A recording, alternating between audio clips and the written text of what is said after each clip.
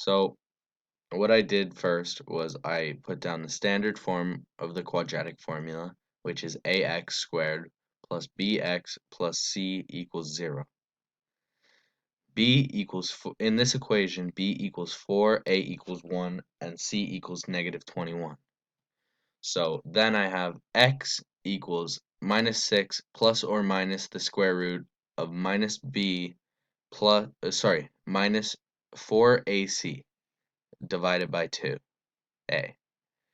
Then I expanded to x equals minus 4 plus or minus the square root of 16 plus 16 plus 4 times 1 times 21 divided by 2.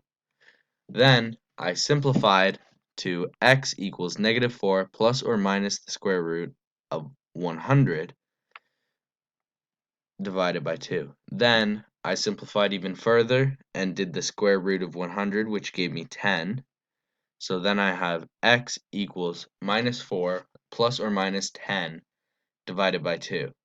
Then I can get the two answers using the positive or the negative, which is the positive is x equals 3 and the negative is x equals negative 7.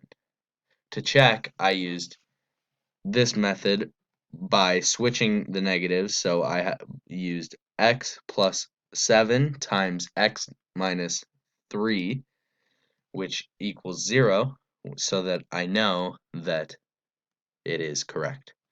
Then here I have the points on the graph to show that I have negative 7 and 0, negative 2 and negative 25, and 3 and 0, which again, I have the points in my answers. Thank you.